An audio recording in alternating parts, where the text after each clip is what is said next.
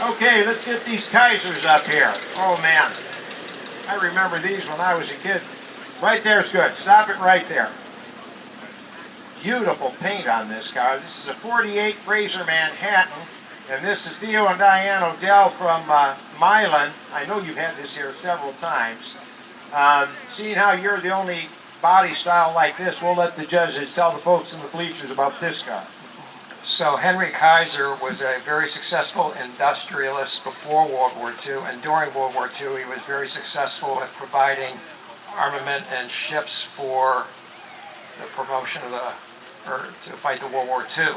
After the war, he decided he wanted to enter the car business because he'd been successful in any business he'd entered until that time, but as the events proved, the cars were the one thing that did defeat him. The original plan was to have a front-drive Kaiser and a rear-drive Frazer, but they had development issues with the front-drive Kaiser and decided to make the Kaiser and Frazer basically identical except for grille, trim, a much nicer interior on the Frazer. They further upgraded the Frazer about mid-year when they introduced the Manhattan. It had extensive color keying inside the interior, things such as the pedals, the steering wheel, the knobs, a very luxurious interior, and in fact it led to the ultimate edition of a Kaiser custom version, not quite as nice as the Manhattan, but the Frazer Manhattan did very well in terms of share of sales in this time frame. 19,000 actually out of a total 140,000 for this model year.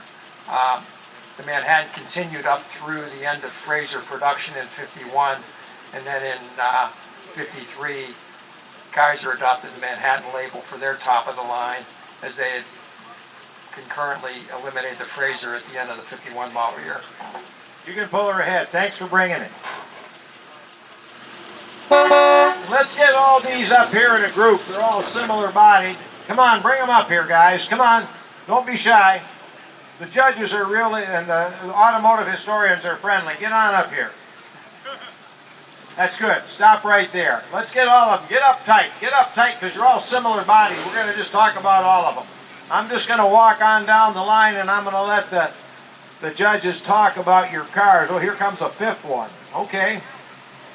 All right. Well, here we go. The first one here in the front is a 51 Kaiser Traveler Deluxe 4-door. This is Richard Anderson from Plymouth, and I know you've been here before. And oh my, he's got a little dog in the back here. And that dog looks like he's enjoying every bit of his ride. He's got it open so you can see it was actually like a station wagon sedan, basically. So we're going to keep on coming. We're just going to go right down the line, and then we'll let the judges tell you folks about it. This is a 51 Kaiser Deluxe. This is Mike Harper from Belleville. Mike's been here before, I know he has. This one here has got a really pretty rose-colored paint job on it. And this is a 51 Kaiser Deluxe Coupe, and another familiar face and a big supporter of our museum. This is Gilbert Chesney, and he's from Chelsea. So they're all nice cars. We'll keep moving. I'm going to get two more if I can. This is a 54 Kaiser Manhattan. This is Gilbert and Rowan Jackson from South Branch, Michigan. We've got one last one down here. We got a 54 Kaiser Manhattan, and this is Peter Sylvain from Farmington. So tell us about these body styles. Okay, so here we go. 1951, actually in March of 1951 model year, Kaiser introduced an all-new car as shown here, and that body shell would continue through the end of production in early 1955. It was designed by Howard Darren, a famed coach builder who had contributed to Packard and several other companies over the years. It's called anatomic styling. Very expansive glass area, low hood, fenders not quite at fender level but very close.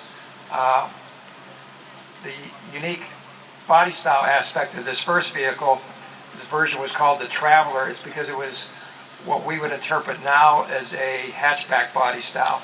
In their prior body, they had introduced a similar feature by converting sedans into a single-piece liftgate as shown here. For 1951, the spare was hidden under the floor, which further improved the usefulness of the hatchback type of feature. The green sedan right behind it is the normal four-door sedan version of the car. In this time frame, they had standard and deluxe trim models. The standard model had a very thin side molding. The deluxe version has this wide lower molding that you see here. The 51s were the last year for a split windshield at Kaiser, and on this body style in 52 they would adopt a one-piece windshield. The rose beige colored car, the third one in line here, is a 51 Club Coupe, which was a very stylish, close coupled body. It was not shared with the two-door sedan. The seating arrangement was more close coupled than the two-door sedan. The roof was consequently shorter, and it made for a much more sporty looking car. In fact, the owner of this car provided us with a picture of it in front of Edgar Kaiser's former Ann Arbor home. Edgar Kaiser was the president of Kaiser Frazer in this time frame, and he was a resident of Ann Arbor because the cars were produced here in Willow Run in Ypsilanti. The last two vehicles are the 1954-55 redesign. Edgar Kaiser was fascinated with the Buick XP 300 show car, and he loved the front end theme of that car, particularly the concave grille, and asked the stylist if they could come up with a similar front end theme.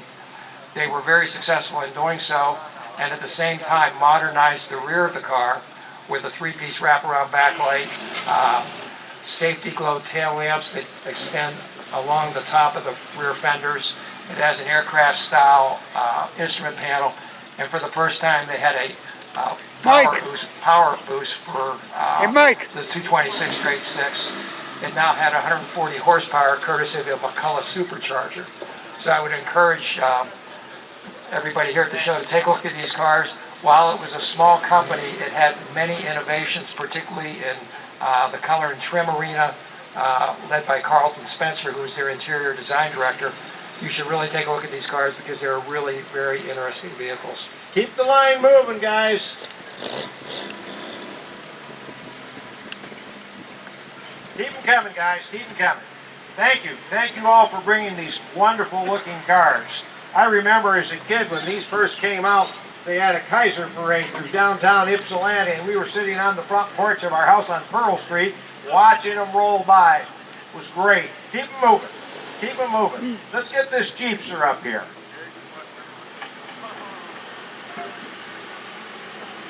You and the Mercury, stay back right where you're at. Okay, good. Stop. Okay, we've got a 1969 Kaiser Jeepster Commando convertible. This is Richard Folsom, and Rich is from Livonia. Before the judges talk about your car, just to keep the show moving in a timely fashion, the judges thought that you were best in the class. So give this man a round of applause. It's all you guys. Kaiser had purchased Willys Corporation of Toledo in 1953 as a way of staying in the business. They eventually consolidated all production of Kaisers and Willys at the Toledo plant, and after they left the car business here, they continued to maintain the Jeep business as part of Kaiser. In 1967, they decided to reintroduce the Jeepster, which was a model they had offered in 1948 to 50, very much of this style, but obviously on an earlier platform. This interpretation was on a 101-inch wheelbase. They had 4 body styles. You could get a roadster, a pickup, a station wagon, or a convertible. And the convertible was distinguished by the rear tailgate, the wraparound convertible top. You had a 134 cubic inch 4-cylinder standard, or you could order the Dauntless V6, which was the ex-Buick V6, in which this car is fitted with. It also was available with turbo-hydromatic with the V6. Gentleman just told me that this is one of 235 of these that were made. Go ahead, sir. Give this man a round of applause one more time.